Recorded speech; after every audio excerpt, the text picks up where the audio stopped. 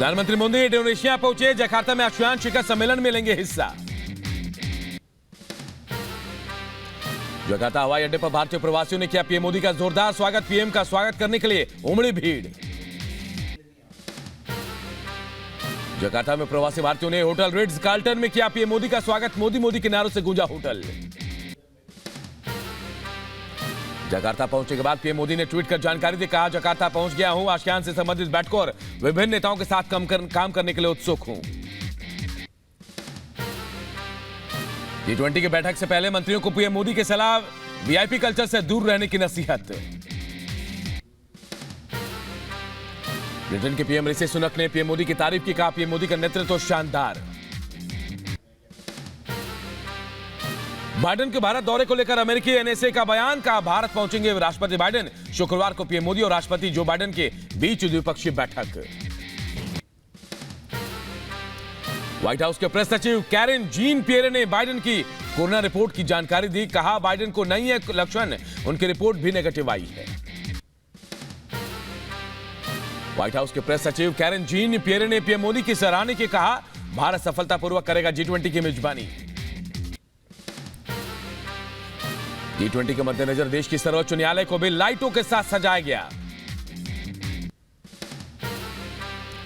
दिल्ली में G20 summit को लेकर जोरों पर तैयारियां।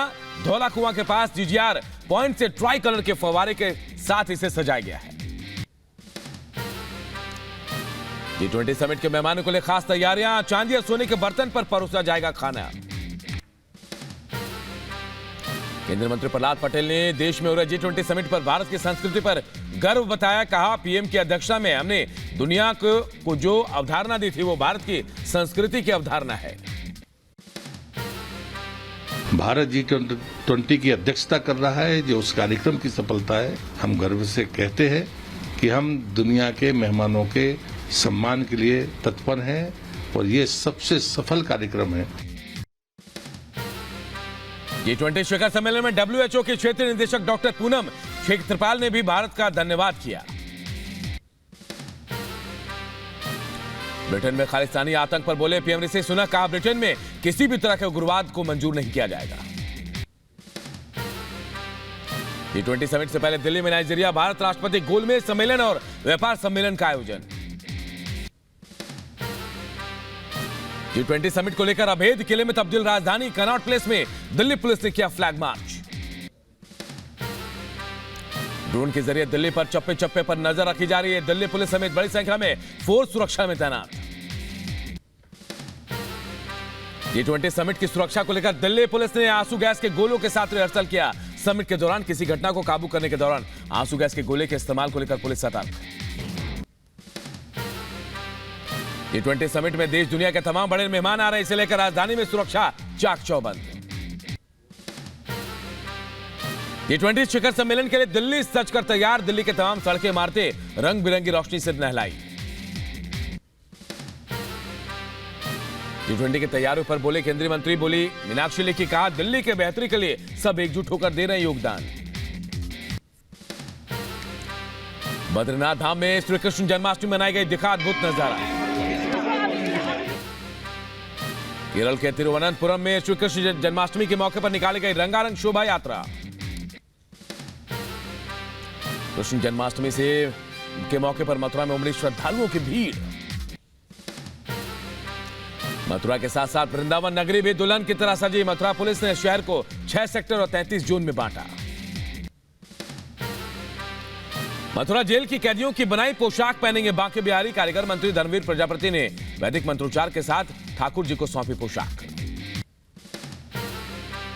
केंद्रीय मंत्री स्मृति ईरानी द्वारका में जन्माष्टमी महोत्सव में शामिल हुई। पूरे ओडिशा में जगन्नाथ संस्कृति के अनुसार मनाई गई जन्माष्टमी। दिल्ली के इस्कॉन मंदिर में कृष्ण जन्माष्टमी उत्सव, सामने आई तस्वीरें।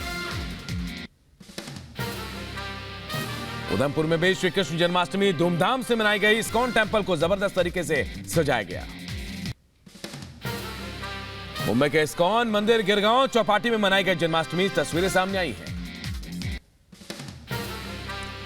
यूपी के लखीमपुर खीरी में बच्चों ने धूमधाम से मनाया कृष्ण जन्माष्टमी का पर्व। यूपी के मैनपुरी में जन्माष्टमी पर जगह जगह सजी झांकी, स्कूलों में मनमोहक झांकी देखने में जुटे लोग। ऑस्ट्रेलिया में विश्व कृष्ण जन्माष्टमी की धूम, मेलबर्न में राधा रमन मंदिर और दुर्गा मंदिर में दिखा भव्य नजारा।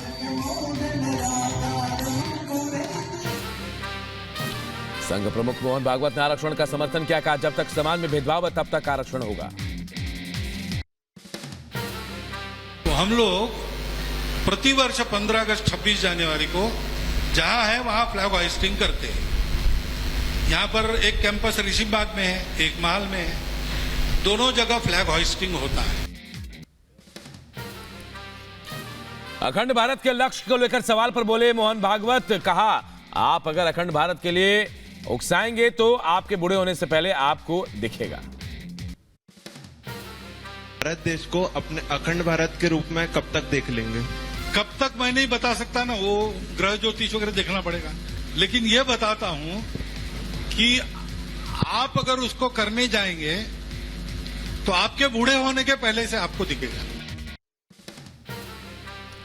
विशेष सत्र को लेकर पीएम मोदी को कांग्रेस नेता सोनिया गांधी के पत्र पर केंद्रीय मंत्री पीयूष गोयल ने बोला हमला, कहा विपक्ष का राजनीतिकरण करने की कोशिश कर रहा है।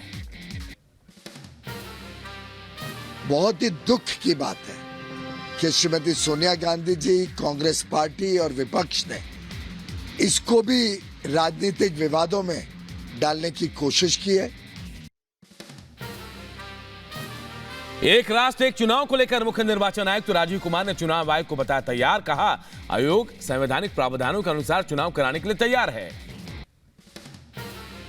जो कानूनी प्रक्रिया है, जो कॉन्स्टिट्यूशन में प्रोवाइडेड है, जो आरपी एक्ट में प्रोवाइडेड है, जो एक्सटेंट लीगल प्रोविजन है, उसके अनुसार हम हमेशा इलेक्शन कराने के लिए हमारी मैंडेट है और हम तैयार हैं। सनातन विरोध पर प्रधानमंत्री मोदी ने मंत्रियों को सलाह दी, कैबिनेट बैठक में कहा तथ्यों के साथ सनातन विरोध पर जवाब दे मंत्री। सनातन के अपमान पर प्रधानमंत्री मोदी सख्त, कहा विपक्ष सनातन के खिलाफ बयान देकर फंस गया है। विपक्षी नेताओं के सनातन विरोधी बयान पर भड़के बीजेपी नेता सुधांशु त्रिवेदी, कहा कांग्रेस के लोगों को सनातन में बीमारी दिख रही है। कांग्रेस के लोगों को और इस गठबंधन के लोगों को इसमें डिजीज नजर आ रही है, तो डिजीज इनके दिमाग में आ गई है, उसमें नहीं है। इंडिया और भारत पर छिड़ी सियासी जंग पर झारखंड के सीएम हेमंत सोरेन ने सरकार पर निशाना साधा, कहा किसी के नाम रखने पर इतनी बहस हास्यास्पद है। किसी के नाम रखने नहीं रखने को लेकर के भी अब इतनी बहस हो, मुझे लगता है कि देश नहीं पूरे दुनिया के लिए आज का यहाँ इस देश का चर्चा एक हास्यास्पद चर्चा के रूप में हम देख रहे हैं। सोनिया गांधी के संसद के विशेष सत्र पर चिट्ठी का केंद्र सरकार ने जवाब दिया। संसदीय कार्य मंत्री प्रहलाद जोशी ने कहा बेवजह विवाद पैदा करने की कोशिश। She is trying to make politics regarding the calling of the session, actually which should not have been, and there is no question of any politics here. Ganesh Chaturthi पर नए संसद भवन में शुरू होगा संसद का कामकाज। 18 सितंबर को पुराने संसद भवन में शुरू होगा विशेष सत्र। सोनिया गांधी की चिट्ठी पर बोले केंद्रीय मंत्री पीयूष गोयल, संसद भवन की शान, संसद भारत की शान है, लोकतंत्र के मंदिर पर सियासत करना ठीक नहीं है।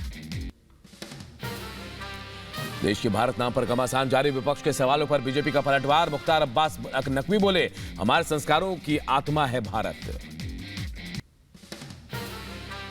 देश में भारत और इंडिया पर बहस के बीच अभिनेता अक्षय कुमार ने बदला अपनी फिल्म का title, the great Indian rescue को बदलकर mission Raniganj the great Bharat rescue किया।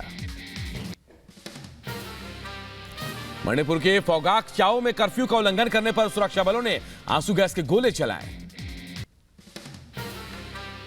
जम्मू कश्मीर के पुंछ में पुंछ ब्रिगेड और मंडी पुलिस ने चलाया खास अभियान। अभियान के तहत 2 आतंकियों को भी मारा गया। मध्य प्रदेश के रीवा में विधानसभा अध्यक्ष गिरीश गौतम के कार्यक्रम में दिखा अजीब नजारा। तेज बारिश में भी भाषण देते रहे गौतम। एक तरफ तेज बारिश में गिरीश गौतम बारिश में अपना संबोधन दे रहे थे, तो दूसरी तरफ जनता कुर्सियों को सिर पर उल्टा रखकर भाषण सुन रही थी। केरल के कोच्चि में कस्टम टीम ने सिंगापुर के रास्ते ऑस्ट्रेलिया जा रहे 2 यात्रियों को पकड़ा है। यूपी के गाजियाबाद में बच्चे को आवारा कुत्ते के काटने के बाद हुई दर्दनाक मौत। 1.5 महीने पहले कुत्ते ने बच्चे को काटा था। लगातार 3 दिन से बच्चे की हालत थी खराब। कुत्ते के काटने के बाद कुत्ते जैसा बर्ताव करने लगा था मृतक बच्चा।